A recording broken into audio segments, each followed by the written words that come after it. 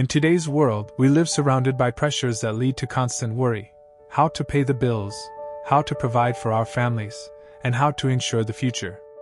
The economic situation, work, and family responsibilities often weigh heavily on us, and it's easy to lose peace while trying to guarantee sustenance and security.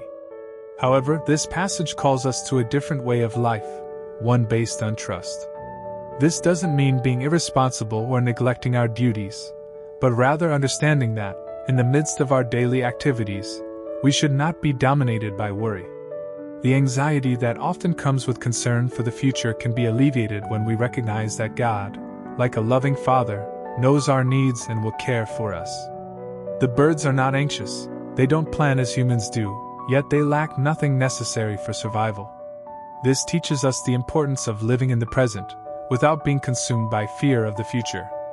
In everyday life, this trust manifests in practical attitudes: working diligently but without excessive anxiety, planning, while knowing that ultimate control rests in God's hands.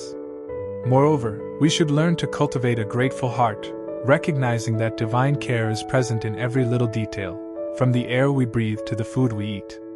Thus, these passages encourage us to replace worry with faith. Jesus calls us to a practical trust, reminding us that life is a precious gift, and that by placing our trust in God, He will guide and provide everything we truly need. Matthew 6 verse 25. Do not worry about your life, what you will eat or drink, or about your body, what you will wear. In modern life, we are surrounded by pressures that lead to constant worry: how to pay bills, how to provide for our families, how to secure the future. The world, with its culture of consumption and competitiveness, encourages us to believe that our security depends only on our effort, planning, and work. This creates anxiety, stress, and often a sense of lack of control over life. However, Jesus reminds us that life is more than food and the body more than clothes.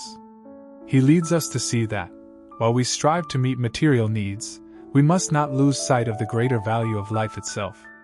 We are not just bodies that need to be fed and clothed, but spiritual beings with life given by God.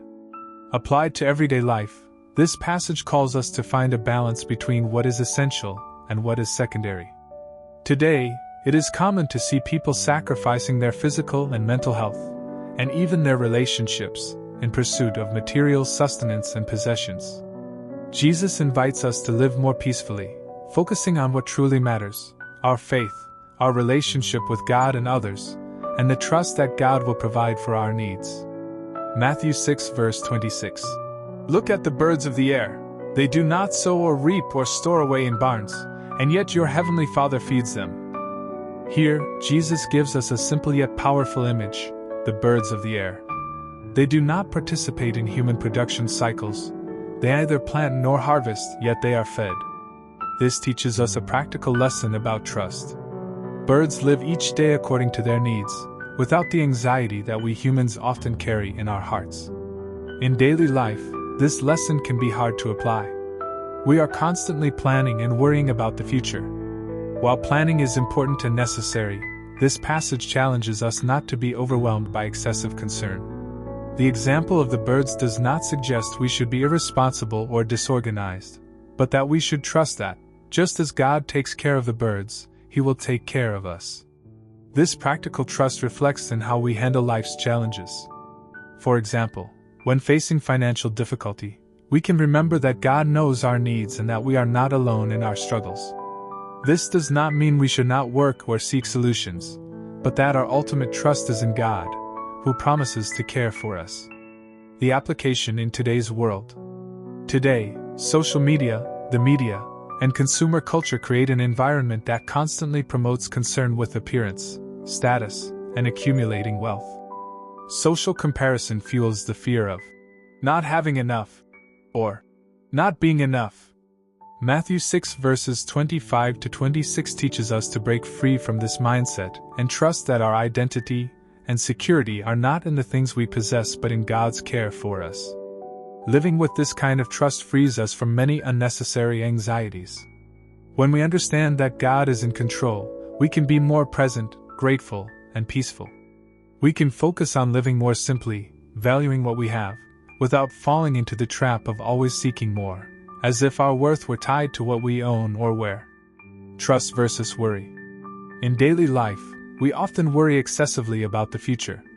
Will I get a job? How will I pay my bills next month? Will my health get worse? While these concerns are real, Jesus reminds us that our trust must be in the Father who cares for us, just as He cares for the birds. When we surrender our anxieties to God, we find peace to face life's challenges from a different perspective. The practice of trusting God is a daily exercise.